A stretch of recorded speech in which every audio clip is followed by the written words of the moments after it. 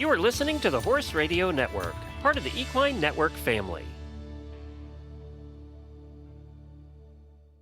I went down to the barn, and I don't know what it was, but just seeing that barn aisle cleared and seeing, I mean, it was muddy concrete, but seeing concrete, and I'm by myself, I'm just walking around and kind of a daze looking at things, and I just see that barn aisle cleared. And for some reason, it just symbolized a little bit of hope. You know, this is where we groom our horses. This is where we come together as a community. You know, barns aren't just structures. Barns are really powerful things. We call my farm the sanctuary. We say like broken people come here and they heal. Broken horses come here and they heal. And I think seeing where we all come together and heal, whether it's an animal or a human, just kind of gave me a little bit of inspiration. Welcome to the Practical Horseman podcast, featuring conversations with respected riders, industry leaders, and horse care experts. The show is co-hosted by Practical Horseman editors, and our goal is to inform, educate, and inspire. I'm Kathleen Landwehr, and this week's episode is with hunter jumper trainer Julia Collins. Julia and I spoke in mid-November, about 2 months after her training facility in Asheville, North Carolina, was affected by historic flooding from Hurricane Helene. To give you a little more background on Julia, she coached her students at A and C circuit hunter jumper shows for several years before predominantly shifting her focus to collegiate equestrian shows 8 years ago. Julia coaches Western Carolina University's Intercollegiate Horse Shows Association team, growing the program from 6 to 25 riders. She also heads up the University of North Carolina Asheville IHSA team. Julia has owned Over the River Farm in Asheville, North Carolina for over 20 years. She teaches beginner to advanced lessons and aspires to give her students great experiences in and out of the show ring. In our discussion, Julia talks about how her farm was affected by Hurricane Helene, how the horse community came together to aid those in need, and what horse people should know about being prepared for a natural disaster. Before getting into the conversation with Julia, I'd like to share a word from this episode's sponsor, Purina. Confidently address your horse's unique weight needs and help optimize their overall well-being with research-proven Purina animal nutrition feeds designed by passionate equine nutritionists. Partner with Purina to nourish your horse to their optimal body condition. Explore weight management resources for your horse today at purinamills.com/feed-finder. You can also follow at Purina Feed Greatness on Instagram and at Purina Horse on Facebook.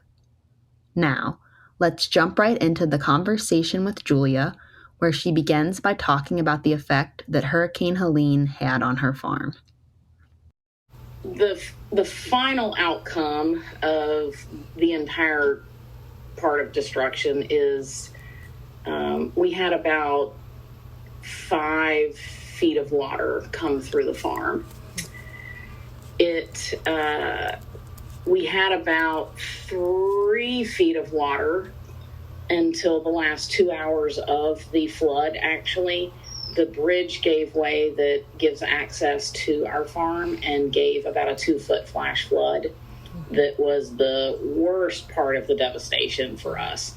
We had floodwaters, we had, water damage, but we really didn't have the destruction that the power of the breaking of the bridge and that flash flood presented. So when that hit, that's what took out the fences. That's what, actually flooded our house.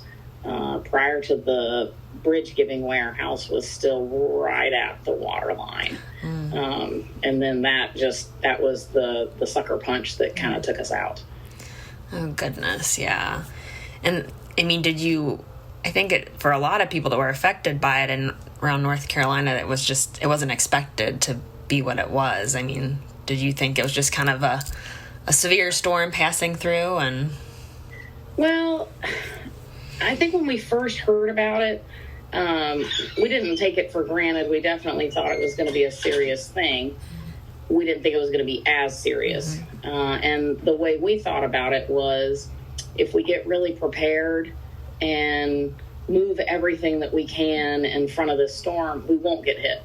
We kept thinking if we don't move it, that's when we'll get hit. So just superstitiously, we kept thinking we'll over prep, and then I had planned to take maybe 5 days off after prepping, because, moving an entire farm and moving a house is a lot of work to do in 5 days, which is what we actually did.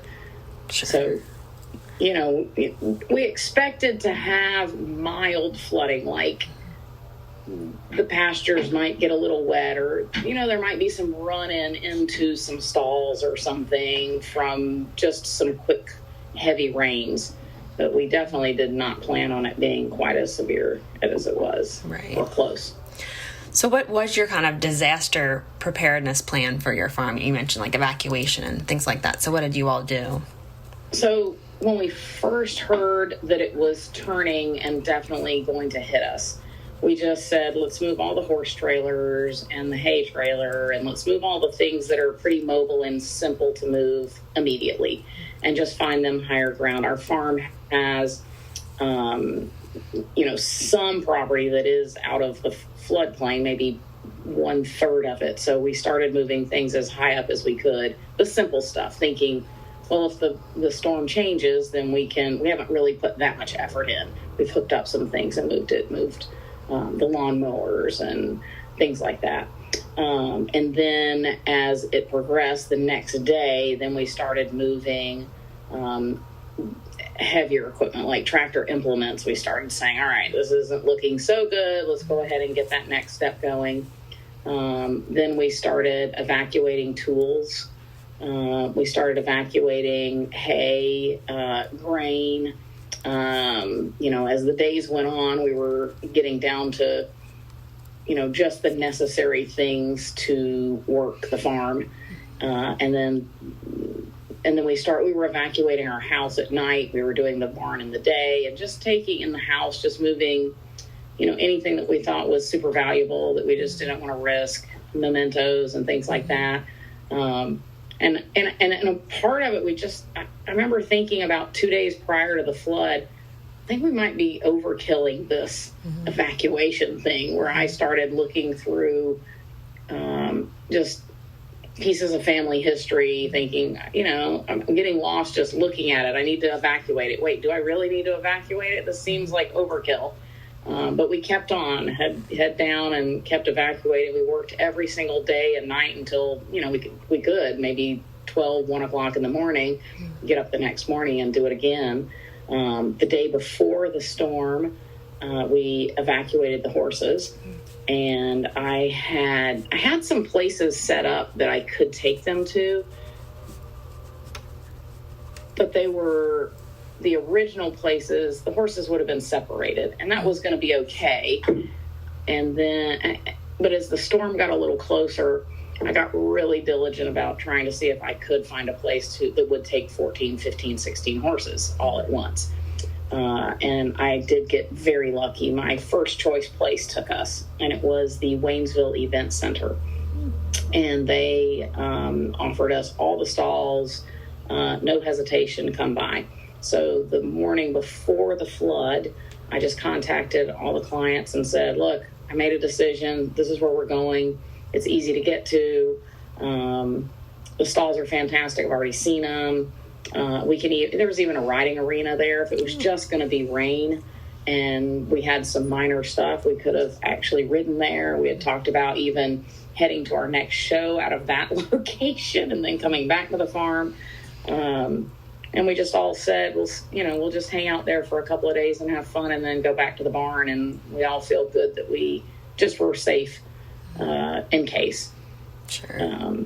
So that day we moved. We had my 5-horse and a 2-horse of a friend.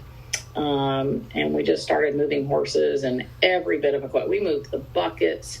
We pulled everything down.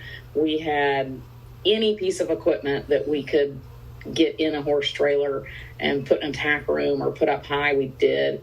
We evacuated saddles. And the saddles, it was funny because the saddles are way up high. My tack room is built up. And, but I remember saying, just in case we did get some water and we had to be gone for a week, I didn't want the saddles to mold. So, yeah, the day before we had, the entire farm was gone by 6 o'clock. Wow. Yeah, so you definitely spent days getting ready for it. And I mean, yeah, days. The only thing we did not move, and we were still moving house items because, you know, people were flooding that day. The day that we were moving, we were fine. And we didn't even have a drop of water anywhere to worry about. But there were places already flooding. And, you know, so we did start getting pretty worried about midday that we're going to get some kind of flooding. So after we got the horses settled in and taken care of, and I started moving clothes out of my dressers and just, went into overdrive a little bit. Sure. No, definitely. Yeah. So what have the recovery efforts been like at your farm? Amazing. You know, when the flood first hit, you know, we were in our house when it hit, so we would check the water levels about every 30 minutes. And about 4 o'clock in the morning, it was we were probably down to 20 minutes of check. I looked out and I said, Scott, is that a drainage ditch backed up or what? And because I could see water kind of coming towards the barn. And he said, let me go check. And he went out and he came back and he says, nope, that's the creek. We have to get out of here. And so stuck my muckies on, and for about an hour we started kind of taking anything and everything else we could think of. You know, I put the dogs in the car immediately, shut them in the truck, and started just doing our last bit of evacuating until the water came over my tall boots. And I said, well, that's it. There's nothing more we can do. You know, we can't evacuate anything else.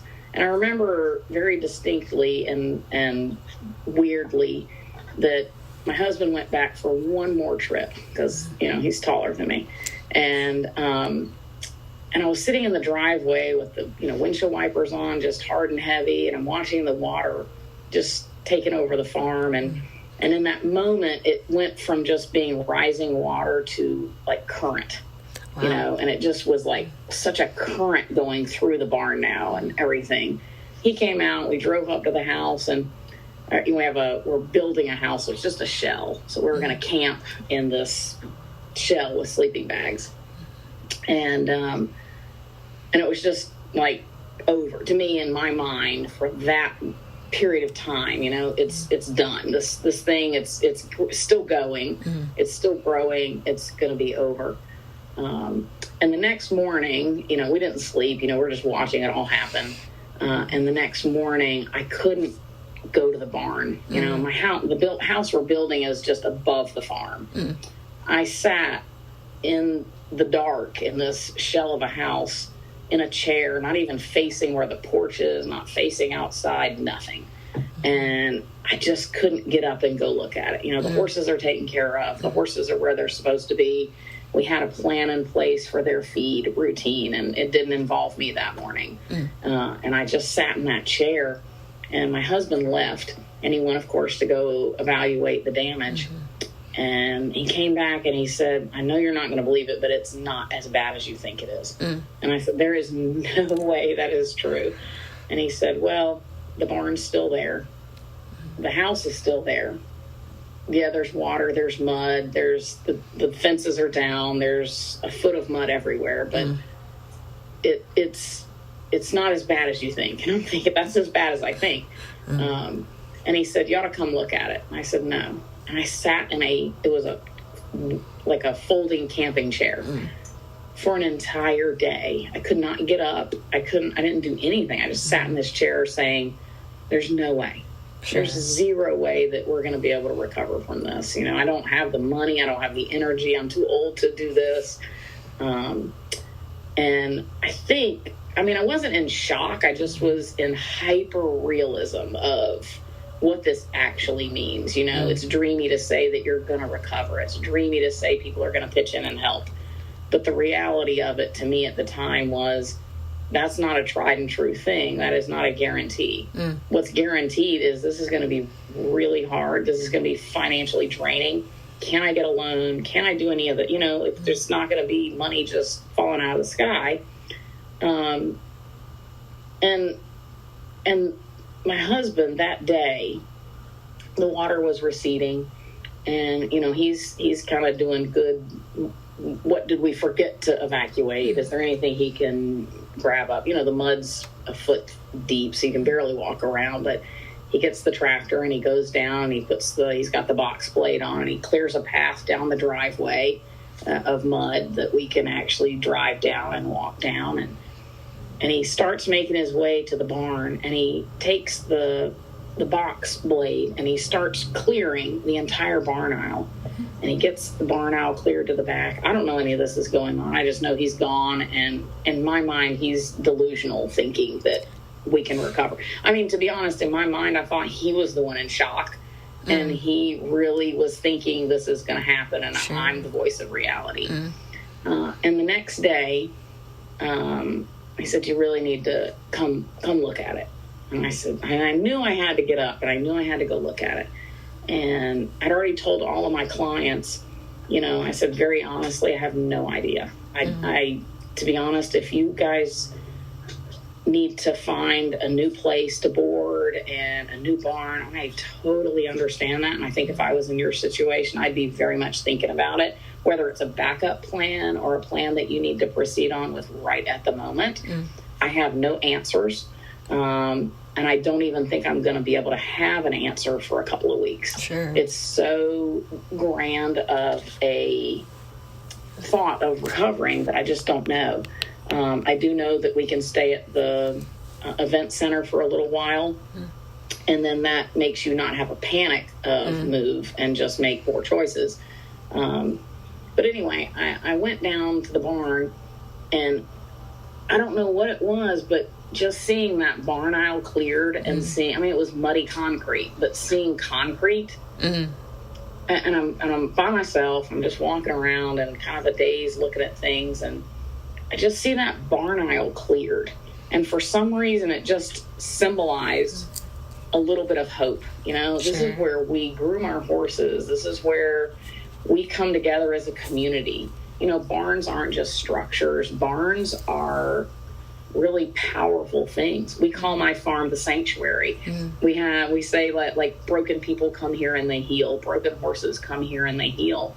And I think seeing where we all come together and heal, whether it's an animal or a human, just kind of gave me a little bit of inspiration. And I don't know if he did that on purpose, knowing that I was so out, because I just kept saying, no, there's no way. You have, we are on a new path now, and that's okay too. I remember just trying to be resolved that life is fluid and paths can change.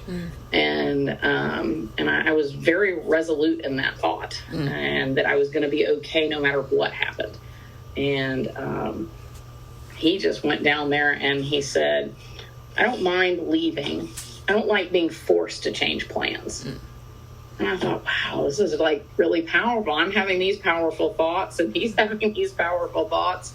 And, him just clearing that barn aisle and just letting me see, okay. So then I wrote my clients back and I said, I think we have a shot at it. I'm not saying we do, but I think we have a shot at it. And let me get clarity, and let's see about a plan to at least get through stage 1. And so I've kind of put these into stages, 3 stages of recovery. And so stage 1 to me was, can we get the barn cleared out? Can we get the stalls mucked out? We do have a pasture that's high and dry. Can we divide that pasture? We have 2 more fields that we could temporarily put fence posts in. And could we get that done and at least get the horses home? And then the arena, I got so lucky. My arena was barely affected. So, you know, the whole reason we come together and do all of this had maybe a 50-foot water line where it came into the arena. And the mud was about, when it dried, it was about 4 inches thick. So it was, and it had cracked up into these really actually pretty little mosaics. And everybody was able to take pitchforks and just pull out the mud. I didn't even have to put it into the sand footing or anything. And one day I was bringing horses back from the center because we had cleaned the barn out. We'd gotten these pastures divided, and we'd made a place to where we could at least function. We couldn't thrive, but we could function. And everybody just comes out and they just work for an hour or two straight picking mud out of the arena. And I remember pulling back in with our last load of the horses, and everybody standing there so proud, waving as we pulled in, that they were trying so hard to get the ring cleared out before I came back with the last load. And, you know, the timing was, you know, they just stepped out of the ring, and it was kind of epic. Oh, wow, yeah. So everybody knew that it wasn't something that was going to recover itself. It wasn't something that Scott and I were going to recover ourselves. It was going to be something that they had to care as much about it as I did or more. And everybody showed up. And they didn't just show up. They showed up in droves. I mean, they brought friends. They just rallied and were so present. Wow. We didn't have communication. That was the hardest thing, I think, during the entire flood. Wasn't actually the devastation. It was, honestly, I think the lack of being able to communicate with people while we're trying to care for horses that are removed from our site. Really, really hard. But and then communicating who can come help clean. We didn't have these things that we take for granted. Yeah, and you mentioned, so it sounds like stage 1 is complete. And so stage one was getting the horses. We're almost there. We have 4 pastures, but one's, let's call it 3 really, because one only works for really old laid back pony brains. It's kind of up on the hill. They feel like we have abandoned them. They're too far removed from the farm. That thought. We're pretty much there. We need one more pasture to be at kind of stage 1, but we're really close. And I can see that we will be able to do stage 1. And stage 1 is, at least getting enough pastures that we aren't just combining herds. Because right now I still have horses that don't normally go out together. They're having to go out together. They're getting along and they're making it, but it's not a long-term solution. So we have, I don't want that little girl going to get her 12-hand pony around the thoroughbred mare. So I have some things that are happening, but we have to go catch these horses, and we need it to be a little more sustainable for them on the weekends. But we're close. We're a couple of months away from what I would call stage 1 recovery. Getting there. Yeah. And then what are you thinking for the next 2 stages, since you mentioned 3 stages? So next stage for us is, and to explain all this, it's the entirety of it. Mm-hmm. It's not just the barn and these reseeding these pastures, which we've done, and rebuilding fences. It's for us this tiny little bunkhouse that we were in that's been flooded. It's a shell now also, and we're kind of camping sort of with some beds in here. It's like glamping, I guess you'd call it, in here. But for us, this is going to be an ongoing problem, I think, with the current climate conditions. So for us, there's not going to be fixing the bunkhouse. It's going to have to be, for us, stage 2 is finishing our house that is high and dry, that can be a sustainable lifestyle for us, that we don't have to worry about our home anymore. And then stage 3 for us is we're going to have to relocate our barn. So we can't go through that again. I don't think it's fair to my clients. As much as they love me and they want to ride with me, I just think it's irresponsible as a barn owner and a trainer to expect people to live in that kind of fear again. I mean, I don't want to live in it, and I don't feel like people should feel like they have to live in it for guilt of leaving their preferred trainer or something. So for me, stage 3 is I have to rebuild my barn in way higher, drier land. So, which I do have here. So some people wouldn't have that. So I'm lucky that I do have a place that I can relocate the barn to.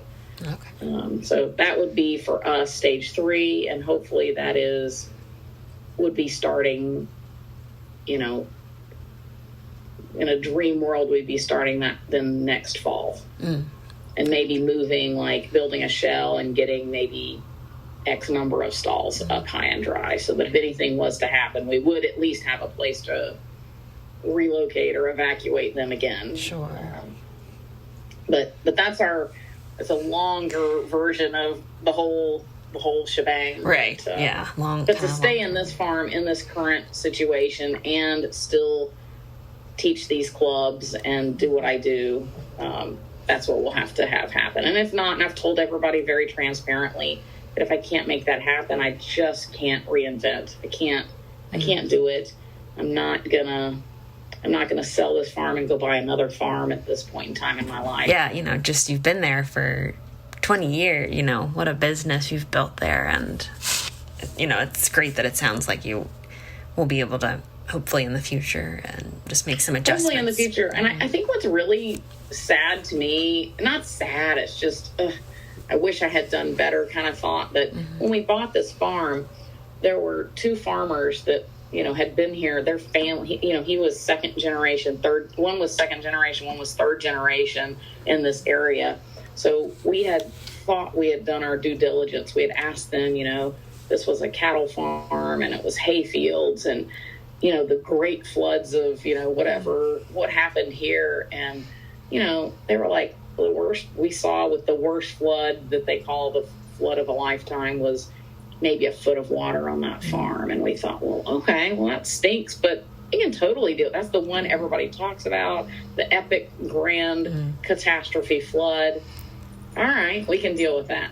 And, looking back, wow, it really didn't think about times changing and climate changing. And I did not put that perspective onto my planning. Sure, yeah, because it was, 5 times worse than what they had seen as their, the epic flood. Yeah, right. Who would have known? So, I don't know. You feel like you do what you can, but sure. You still messed it up. Oh.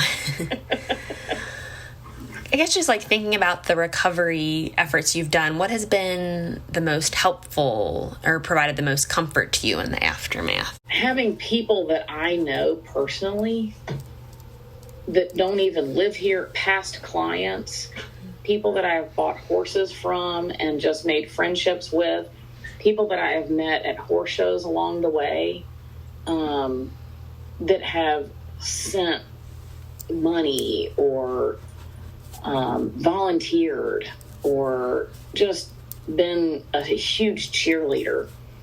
I think that's out of everything, that's been the most touching, most beneficial. I wouldn't say unexpected, but the level of support and the amount of compassion is unexpected. I'm always known as like a cheerleader of people. I'm one of those people that I love to prop people up. I love to, if somebody's down, I'm the one that, let me come, what can I do, And so it's an interesting role to be in, where these people that you have been friends with or maybe helped or affected in some way are feeling so grateful that they can give back. Because I'm not one that likes to take things, so it's very difficult for me in the beginning to accept help. And people putting it in a perspective that I can digest and accept in that way of, look at what you've done for all these years. please let us give back. Please let us do. And I think that was very overwhelming. It was very emotional. And it's honestly the other thing that has not allowed me to quit. And when I get tired, I just think about how much other people have put into this. And, you know, I don't want to let anybody down in that aspect either. But if these people are doing all of this, then this is nothing for me. Sure. And then those people telling other people. You know, we had a lady in Pennsylvania, Michelle Baum, and I bought a pony from her last year. And she saw all this happening, and she saw that we were having a hard time getting supplies in. And she said, "What do you need, and what can I do?" And I said, "My gosh, you're in Pennsylvania. We're good. We'll figure it out." And she said, "Well, if you don't tell me what I can do, I'm just going to load up a trailer of random stuff and bring it down. So you might as well tell us." And so I told her some things, and she went and got her barn to donate. Their barn reached out to the community. They donated funds, and they went to Tractor Supply. Tractor Supply gave them a discount on things that they wanted. They packed loads of stuff that I had mentioned. Then they just packed other things and said, find somebody. If you can't use it, find people in your community that can use it. And they drove down straight through, had a second driver with them. And this is when the roads were still a little dangerous and people were getting stopped. And it was, you know, there's some robberies happening and things like that. They drove straight through, showed up at night. We unloaded like frantic people an entire, you know, big horse trailer and truck bed. And then they turned around and left. They just like switched off drivers and drove home. Like no hotel, didn't stop. I mean, they were just on a mission. I mean, that's powerful. Yeah, oh, definitely. Yeah, just, you know, the horse community coming together to the horse help community people coming together. And then you hear about somebody else that says, I've been trying to help, and this person told me about you. And which is what I've been campaigning always. Find a single farm, find a single person. You know, I'm not saying that big donation centers aren't good. Those are great too. But, you know, really try and get boots on the ground and individually help. And it's been amazing to have that happen for us. That is unreal. Sure. No, yeah, very impactful to say the least. Very. And I mean, a lady brought us, she's bringing us from Virginia, just 10 round rolls, and she heard about me from a friend of mine, and just the networking that we have in our community. We as horse people are amazing. We have so much power to do good, and I hope out of things like this, I hope we just use it as a catalyst to keep doing good, you know, not tearing people down and putting people down. Like, let's just be there for each other in a positive way. No, yeah, absolutely. Yeah, just, you know, helping people in need, and just can kind of have a ripple effect, hopefully, and just continue. Right. Yeah. And I know one thing you've posted some of the recovery efforts on your social media, and I saw that the 101st Airborne Division of the United States Army came and helped, and so that was kind of helping the local community. So tell me a little bit about that. Okay, that's probably my favorite thing of this whole flood, honestly. So where we were evacuated to, the Haywood County Sheriff's Department was doing their distributing of goods. At first, it just started out being them. They were going to try and have a food distribution center. So we just had stalls for our horses up there. So we were hand walking the horses several times a day. So we would take the ponies around, and the super laid back ones, we'd walk them around and do what we called pony therapy to the Haywood County Sheriff, because, you know, they're trying to decompress. They're seeing terrible things.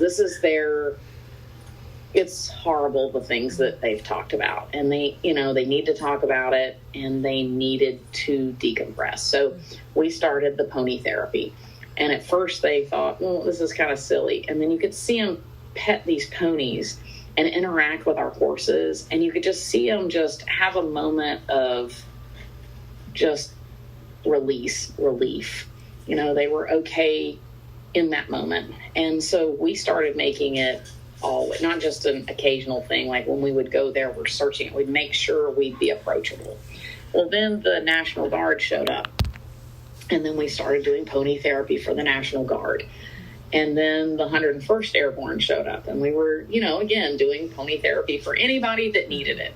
And they were pony therapying one night when we were doing barn, and they were talking about, they had come from Kentucky, and they had spent the day clearing mountain bike trails. And they weren't complaining, but they were saying, boy, they really wished that they could be more one-on-one helping in the community, like people who were individually affected, not a park. And so my people said, well, let me show you some pictures of what happened to us. If you want to come by, please come by and help us, you know, recover. And so they worked it out, and that next morning they showed up with their, you know, vehicles, and they had probably 40 individual soldiers that came marching down my driveway and helped clear the farm. They helped dig out the last part of the barn that we hadn't finished digging out. They chainsawed trees. They cleared any of the fence posts that were left. We had to pluck them up. So if they cleared debris off of them, we could pluck them and save them and reuse them. So they were clearing debris. They even brought out another crew when they found out we needed more chainsaw help. So they called in backup, and they brought chainsaws over, and yeah, they worked hard and heavy for us an entire day. Oh, wow. And then they came back the day before also and gave us another half day right before they left and went back to Kentucky. So, yeah, we were very lucky to have them. Yeah. How neat that, you know, you all, as you were doing your recovery efforts, were doing pony therapy for people who were helping recover, and then in turn some more recovery help came your way. And these guys, I mean, they're all like early 20s. Mm-hmm. They were doing the work. I don't even know. Like, they probably fast forwarded our recovery a solid maybe 30 days. Oh, wow. Yeah, with all that help. We're in a field right now that we were able to open up about 4 days ago. Mm-hmm. The only reason we're there is because of them. Mm-hmm. There's no way. We would still be clearing it. They were just machines back there, mm-hmm. clearing debris off of fence posts. But yeah, they're the whole reason that we're to where we are now. Oh, wow. Yeah, very neat. What do you want people to know about having a disaster preparedness plan? Oh my gosh. Start early. Mm-hmm. Don't wait to the last second. You know, I got really lucky. I always have backup plans for pretty much a lot of things. And, you know, when I'm at horse shows and I'm in an area where, you know, it's prone to tornadoes or something, and the wind gets weird or something, I already start telling my clients, okay, if this was to be worst case scenario, this is actually where we would take the horses. So, you know, I'm just a prepper anyway by nature, but I would say, I don't know if we got lucky with our timeline or we don't even know that we planned that timeline to work out like it did. But, you know, I think for us, that was a solid week of evacuating. I think if we had waited 3 days prior, we would have never been able to do it. We would have lost so many supplies. I mean, everybody's been trying to give us buckets and blankets and all these things. And I'm going, no, we lost nothing. We lost water troughs and gates and fences. I didn't even lose the mounting blocks. We put the mounting blocks, and we didn't lose wheelbarrows. We didn't lose muck tubs. We didn't lose any equipment whatsoever because we moved every stitch of it. But make a plan, but start your plan early is my big advice. And you can always do like what we did, which was move the easy stuff early. Move the easy stuff early, because then if the storm is changing or anything changes, you just have the easy things, and then make the plan for the other stuff, and then get really serious about it. But start early. No, yeah, definitely good advice. Because how many days do you think you all prepared just for it? I think we moved for probably 1 week. Okay. We probably moved for, it wasn't very serious the first 2 days. We're kind of like, we're moving. We're getting some stuff out of the way. I'm preparing this, or I'm making plans. And then it was very hard and heavy for 5 days. 5 days was just grueling work. Right. And then, finding a place that I could move all the horses to so that they didn't stress. I mean, for me, looking forward next time, if anything happens, I'm definitely going to make that a high priority. I was thinking, I've got these 4 horses can go over there, and these people own a farm, and they could take their 5 over there, and they could, I didn't realize how much my horses really needed to be together. So when we evacuated and I showed up that night, they all thought they were at a horse show. They all were like, we don't normally see that guy at a show, but he came along. How cool is that? Oh. And then they were like, all right, we're going to get up the next morning. We're going to prep, and we're going to go in the show ring. And why are we the only ones here?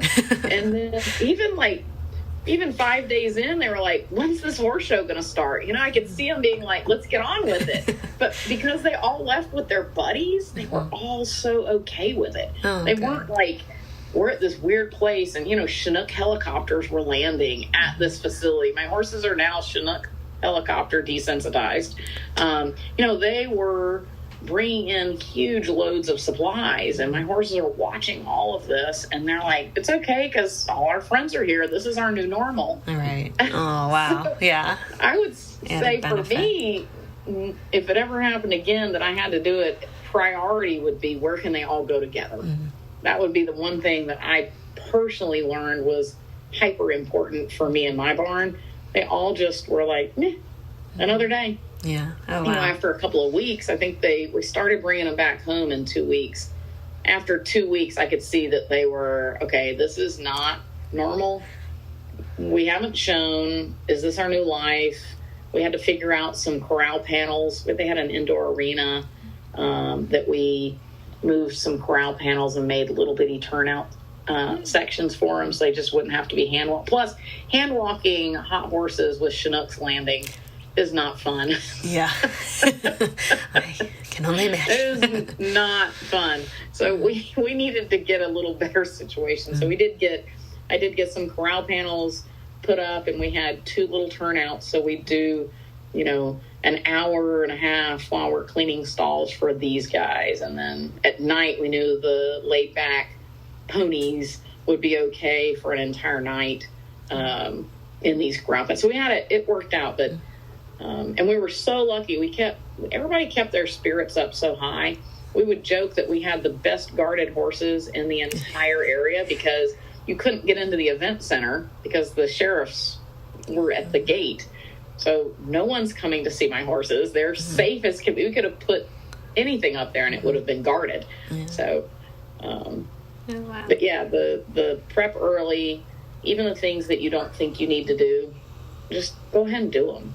It's even if you don't need it, you're prepared for the next time where you might need it. So look at it as a dry run. Like this is just a practice. Oh, definitely. Do any other kind of tips come to mind for being prepared for a weather-related disaster? Even when we evacuated over there, we definitely didn't know what the situation was going to be. When it started getting really bad for a lot of people, I didn't even know if we were going to have water over there. So, we even prepped with jugs and, had backup supplies just in case, the wells didn't work or the water line snapped, and something that would at least get us a little bit of time The other thing we did, and I don't think this is necessary for anybody, but it might be, as soon as we knew how bad the flood was, we immediately went to the hay store and bought every bit of hay that we could buy. We filled an entire stall of hay, thinking hay's going to be short supply. Hay fields are wiped out. There's not going to be that fall cutting. Can we even get the road infrastructure was so bad? Can we get hay to the area? So we immediately went and bought all the hay we could think of, and then we immediately went and bought a ton of bedding, because you just never knew. I didn't even know who was affected or what was going on. So I think COVID taught us to hoard things just a little bit. And I was definitely on that mentality of, what if we can't get these things? Buy as much as we could. And then I had a client that went by and bought as much hay as they could store. And just, in looking ahead, which didn't end up happening. People brought things up, which is, but what if that wasn't going to happen? I wouldn't change that next time either. I would never count on people to come to my rescue. I would still be proactive, and I still would go out there and buy all the hay that I could find, just in preparation. Sure. No, yeah, definitely important to make sure the horses are fed and have nice bedding. And just think they're another show. The other thing that we did immediately is, not all of my horses are on gut support. Some of the laid back ones are not on gut support, but immediately upon evacuation, whether we were going to stay or not, they all lived on and still are on Outlast, and they're getting ulcer guard and some things like this regularly, just because we don't know. They're some of them are stoic. You don't know if they're still harboring some stress issues. So we as a barn have come together and said, well, even the ones that aren't on it, we've added Succeed to 4 horses that normally don't need anything, but they're also precious and wonderful. But we immediately upped the gut support. So we always keep this stuff on board, but I would say if somebody's prepping and they don't normally keep those things on board, I would definitely make that in your routine of you put it in your preparedness bag as gut support for your horses. Sure. No, yeah, that's definitely a good point. And then make sure that your meds are up. I did get caught that I had, and I didn't even think about it. I was down to 2 shots of Anamine. And, when I went to look at my med bag, I went, well, I hope I don't need them, but I don't want to be to 2. What if it's just, so I would say, make sure that all of your med supplies check them. I didn't check mine. But check your med supplies, your vet wrap supplies. Make sure that you have Butte on board, because you don't know. Like these, I evacuated. Some horses didn't evacuate. If you didn't evacuate your horse and he got injured and you don't have these supplies and you can't get them, right? Your basic first aid kit. Sure. No, definitely, absolutely. And you've mentioned kind of somewhat getting back to some aspects of life back to normal, like you had the IHSA show recently. So kind of, how are you and your students kind of moving forward in ways that you can at this time? They're doing really well. We went to this horse show, just kind of happy to be able to attend. We were a couple of my jumpers, I didn't let them jump. They hadn't been in as good a practice, so we took it very conservatively and mostly did flat classes. We had one rider that did jump because she had been jumping so much prior to the flood and came back super fantastic, so we let her go in. But I think they were all really proud of themselves as a team to be there together. We have a really positive team anyway. They're all very supportive, but there was just a little bit more of a, look what we all did together, and we're all here surviving together. It was a little different. And I think they're also trying to take care of me in a way. They're all very concerned that I'm going to be able to make it through this, and not just the farm, but grateful that I showed up, grateful that I figured out how to get them in the ring. I knew, for me, I had a deadline. I needed them in the ring 2 weeks prior to the first horse show. And then at that 2 weeks prior, I knew that I still needed to see, who was feeling safe, who was, let's have some real honest conversations. If you don't feel mentally okay to go horse show, that's okay. If you feel like it's a good thing for you to just get off of the area and go get in an arena and have a little piece of normal, that's good. But let's all have a very clear conversation of, don't do this just because this is what's expected. Don't do this because this was the original plan at the beginning of the season. And they all wanted to do it. They all were cheering for each other. We didn't have a lot of rides that were offered at this show. And we had a rider, were offered one walk trot per day, and I have 2 walk trotters.